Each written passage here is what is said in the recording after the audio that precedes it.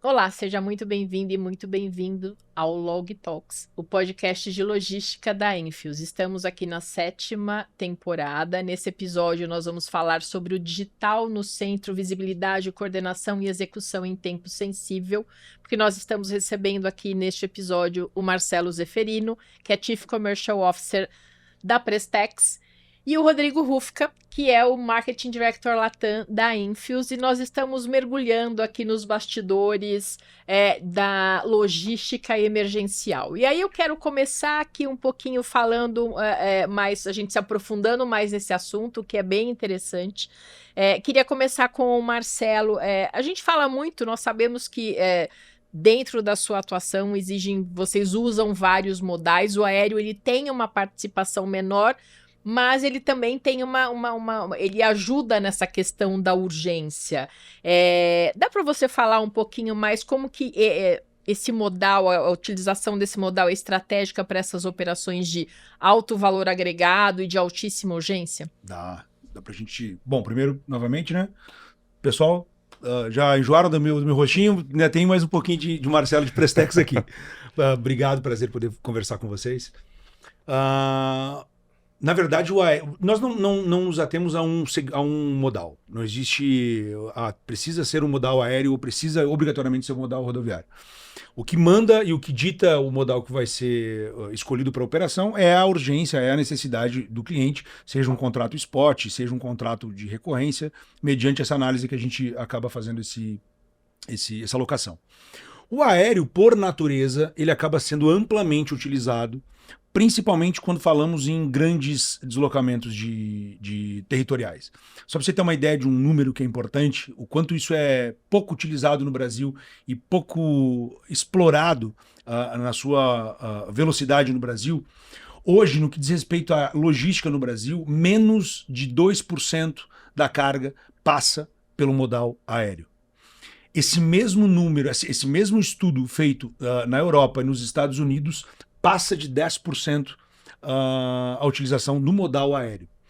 E quando você pega, não, mas lá os países são menores, lá a logística é muito mais fácil. Não. Quando você pega o Brasil, quando você pega um continente europeu dentro dos países que compõem, a logística é muito similar a nível de complexidade, a nível de fiscalização, a nível de dificuldade de operacionalização.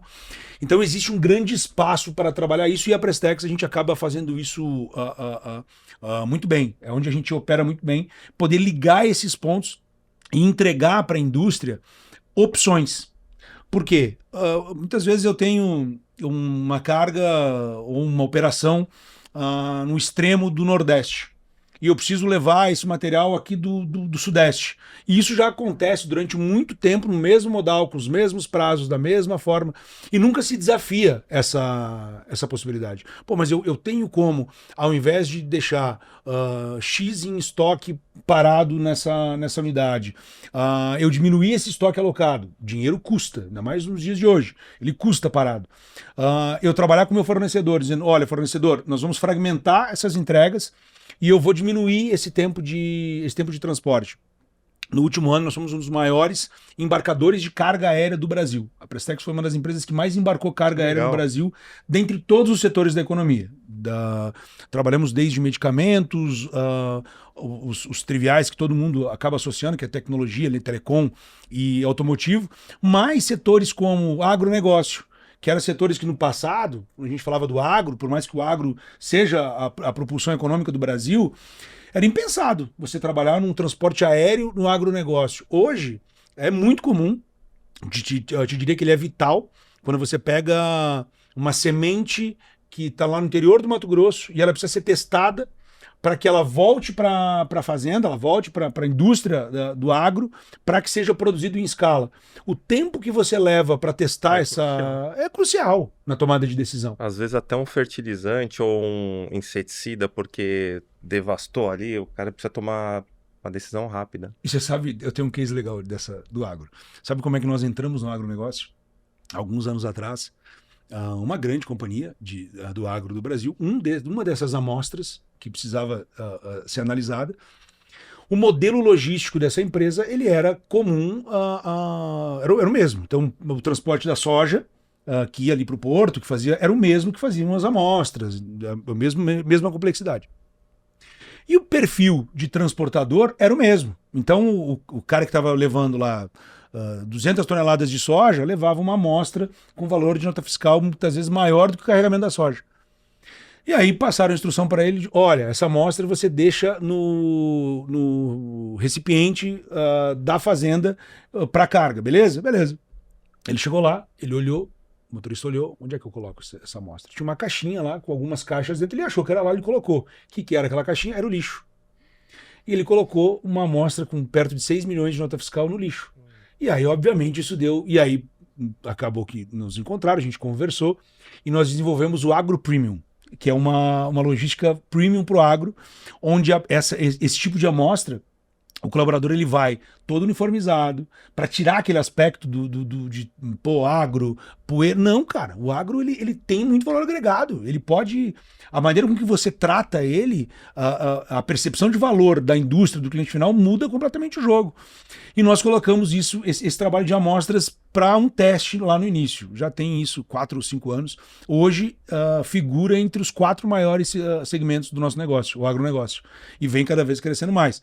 Mas, de novo, operando tanto num transporte rodoviário, quanto num aéreo, quanto num multimodal, que acaba sendo a grande chave do negócio. Eu tenho ali uma perna que é rodoviária, que é que faz o First Mile, eu tenho uma perna que é aérea, que é que faz o deslocamento de longa distância, e eu tenho o Last Mile dentro daquela rede que nós falamos anteriormente. Já que você mencionou que o agro está aí entre os que mais usam, que outros segmentos, o que mais usa, os 3 primeiros? O automotivo ainda é, falando de Prestex, o automotivo ainda é o carro-chefe. Por quê? Ele combina um grande número de fornecedores com um grande valor alocado de matéria-prima. Então, cada componente do setor automotivo ele tem muito volume e um valor muito alto de investimento. E a hora parada de uma indústria automotiva é muito alta. Dentro do automotivo também tem o after sales, porque isso está ligado muito a branding, a imagem da marca, e num mercado cada vez mais concorrido. Se você chega numa concessionária, pensem em vocês, consumidores, chegar numa concessionária, eu preciso do farol do meu carro, e não tem. Não tem, eu vou precisar encomendar, chega daqui 10 dias. Qual é a tua percepção? Ou até uma peça, né, que é essencial para o funcionamento do motor, você tem que deixar o teu carro parado 1 semana na concessionária. Exato. A gente falou no capítulo anterior, esse comportamento mudou, né? Então o pessoal realmente não tem esse tempo para esperar. E os mais comuns, né, que há muito tempo se utiliza, que é hospitalar, Anvisa, DGR, que é muito, muito utilizado hoje, que são os componentes, são os componentes químicos. Então toda carga classificada, toda carga que por algum motivo ela tem um nível de classificação, seja de material tóxico, material orgânico, mas que seja necessário algum tipo de documentação para que essa carga seja transportada da forma segura, movimenta muito. E a gente vai falar, acho que no próximo episódio, ou daqui a pouco, sobre o nível de desenvolvimento do parceiro que você precisa ter para que ele possa cobrir investimento, que infelizmente ainda muito da indústria olha para isso, olha na última linha quanto que eu estou pagando para fazer esse transporte, cobertura, o quanto eu consigo transportar, em que tempo, qual é o CLA de atendimento, mas a nível de risco. Aqui, nível de risco, o meu prestador de serviço, a minha transportadora, o meu fornecedor de software me coloca. E cada vez mais isso está presente nas tomadas de decisão. E as empresas que a gente consegue ter esse diálogo mais franco, acho que até a gente pode criar um padrão Log Talks, essas empresas que estão abertas a esse tipo de discussão, elas saem na frente e elas conseguem se preservar e mitigar riscos que podem ali na frente acontecer. Isso é muito legal, porque a gente já está aí na 7ª temporada, né, Vânia? Você já está aí há bastante tempo com a gente. E a gente conhece bastante o perfil do nosso público, que é o tomador de decisão ali de supply, de logística, o comprador, o diretor de supply, o CTO. Então, eu acho que são informações muito importantes aí para a nossa audiência aí. Depois o Marcelo deixa aí os contatos aí no final. E é isso, é um trabalho em conjunto, né? Nós somos uma empresa de software, né? Trouxemos aí um convidado com muita bagagem aí de um pedaço da logística que às vezes até foge do nosso lado aqui, né, Vânia? Então, muito Verdade. bacana. E já que você está falando de Infios e a gente está falando de que a visibilidade real não é só enxergar, é você poder agir, de que forma a Infios consegue conectar todos esses dados dispersos entre armazéns, transportes e transformar isso em insights para decisões mais concretas? É o que a gente vem falando aí, acho que no primeiro episódio eu comentei um pouquinho de uma arquitetura, a gente chama de Archer, né? É um produto, é uma camada nova que a gente traz aí para o mercado. É justamente a gente integrar todos os silos que existem dentro das empresas, né? Então hoje a gente tem ali departamentos que não conversam entre outros, a gente tem ali diretorias, a gente tem ali culturas diferentes dentro de uma mesma empresa. E eu acho que é isso que causa, às vezes, essa emergencialidade, né, dentro do processo, dentro das pessoas. Então, quando a gente pensa, né, numa camada um pouquinho acima, que a gente consegue enxergar tudo, essa tem sido aí o nosso lançamento para o mercado, esse tem sido a nossa proposta, é justamente trazer velocidade, utilizar dados, tomada de decisão automática, justamente para que o processo ele flua, para que o produto ele siga andando aí nessa esteira aí logística e que chegue lá na frente cada vez mais rápido, trazendo aí credibilidade para o cliente, trazendo aí economia para o nosso cliente, no caso de Infios, e claro, trazendo tecnologia, né?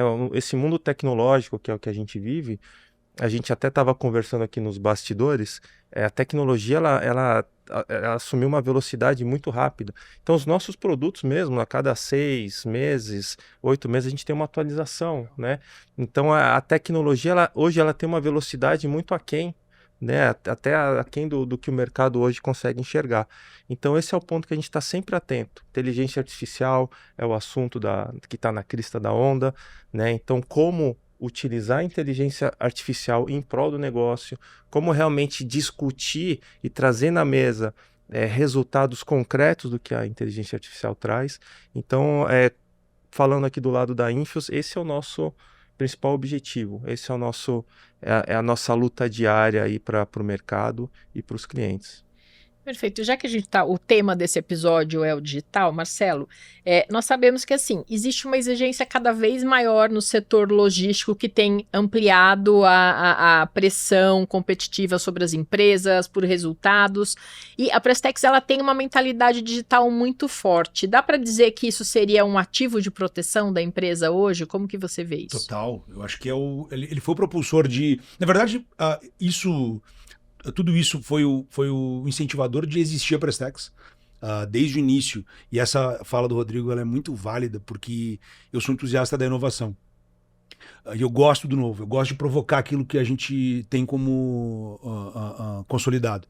Só que se você não tem a informação, você não consegue avançar. Você não consegue. E aí o grande erro, talvez, que eu já tenha cometido e outros executivos ou empreendedores que possam estar nos assistindo, nos escutando, possam tentar fazer tudo sozinho. É tentar... Não, então a tecnologia eu vou abraçar, eu vou desenvolver. Cara, tem tanta opção boa no mercado. Tem tanta gente tão mais capacitada do que nós para ajudar a tomar esse tipo de decisão, para dar luz para esse tipo de decisão. Só que precisa... O primeiro ponto é que a gente possa conversar dessa forma. E uma vez que tu consegue ter esse nível de consciência de, bom, tecnologia é o meu principal ativo, é um dos meus principais ativos. Não é porque eu sou um entusiasta, porque eu gosto de tecnologia. No final do dia, não. É porque isso é relevante lá na ponta final para o meu cliente. E isso só faz sentido, isso só tem efeito se fizer efeito para o cliente do meu cliente, porque nós somos B2B. Claro. Sou um intermediador. Então, as pessoas tendem a se apaixonar muito pelo produto dela. se apaixonar muito pela e não olham para o problema. Cara, se apaixona pelo problema. Olha para o problema. E depois que você entendeu esse problema, que você realmente sabe o caminho a seguir, aí busca tecnologia, busca os melhores processos. Porque senão você fica numa espiral rodando atrás do rabo, que você não sai do lugar. E é aquela coisa que você para, você ouve o que a gente está dizendo, você putz, cara, mas isso aí não funciona. Lindinho, lindinha, não funciona porque você está olhando para o caminho errado. Não é porque na Prestex a gente fez dessa forma, porque na Infos foi feito, o Rodrigo fez de outra forma, que tem que ser aplicado dessa forma. Olha para os teus números, entende o momento que você está. Uma vez feito isso, aí sim, nós temos isso como um ativo da Prestex, sem sombra de dúvidas. Por quê? Apesar do nosso negócio ser a logística e a logística ultra expressa, eu preciso vender solução de logística inovadora. Eu preciso melhorar o meu prazo. Porque amanhã o prazo que hoje eu entrego como diferencial já vai ser comum. Se eu não melhorar isso, se eu não antever, se eu não melhorar seja em investimento ou seja em velocidade, eu me torno mais um no mercado e não é para isso, obviamente, que a gente existe. Então, isso causa, obviamente, uma ansiedade, mas uma empresa que trabalha com velocidade, essa velocidade ela tem que estar em tudo, né? Inclusive nessa absorção de conhecimento e colocar isso em prática. Não é algo fácil de se fazer, porque por mais que a tecnologia seja algo latente e inevitável, a gente fala de pessoas com capacidade de absorção distintas, então, e você precisa estar com todo mundo junto. Nós já tivemos um quadro de colaboradores muito maior do que nós temos hoje. E cada vez a gente especializa mais o nosso time para que eles consigam entender tudo isso que eu estou falando e façam o teste. 4007, 1457. Liguem para a Prestex e busquem esse tipo de solução. Todo mundo tem que estar... Isso a gente cobra muito com esse discurso muito aberto. Falar a verdade, sincero, e deixa a tecnologia resolver o que ela pode resolver. Mediante a isso, a gente vai chegar no consumidor final. E até se você me permite, Marcelo, dentro da tua fala, quando a gente fala de tecnologia, Vânia e Marcelo, a gente esbarra, obviamente, em custo, porque a primeira coisa que o tomador de decisão ali da empresa vai falar, puta, tecnologia deve ser caro. A gente tem aí diversas opções no mercado. Então você pode se tornar mais tecnológico com opções não tão caras, mas também as melhores, né? No caso da Infos, uma solução extremamente adaptável à tua empresa. Ou então, se você não tiver, a gente tem aí outras soluções que em termos de investimento elas são menores. Mas eu acho, Marcelo, que a cultura também ela esbarra muito a tecnologia, não só o preço, né? O preço, obviamente, né, o custo, o investimento, ele faz parte do negócio. Mas hoje mesmo a gente entende que a cultura da empresa, às vezes, ela está um pouco reativa à nova tecnologia, né? Então, acho que é um ponto aí que a gente também tem que deixar claro ali para o nosso público, porque às vezes a gente esbarra nisso. E como que a gente consegue quebrar esse tema? Trazendo informação, trazendo número na mesa, né? Todo o investimento aí ele tem um ROI de um retorno, né, sobre o investimento. Então, colocar tudo isso na mesa, fazer conta e no final do dia a gente vê que vale realmente a pena, né, seguir. Eu bato muito essa tecla de não se apaixonar pelo produto e sim pelo problema, porque essa tua fala ela é pertinente. Nós mudamos a maneira com que compramos, a maneira com que nos comportamos, a maneira com que o que entendemos hoje como verdade, amanhã ela pode não ser tão verdade assim. Mas tu só consegue mudar isso, como você falou, com informação, com discussão, com entendimento. Com número. Com número. E se você não abre isso para discussão, se você não coloca isso como um ponto a ser discutido, você fica apaixonado ali no seu produto, até que o teu cliente descobre essa informação, até que ele começa a mudar essa percepção. E aí você não tem muitas vezes tempo de reagir. Então, você muito bem falou, começa pequeno, chama para conversa, entende.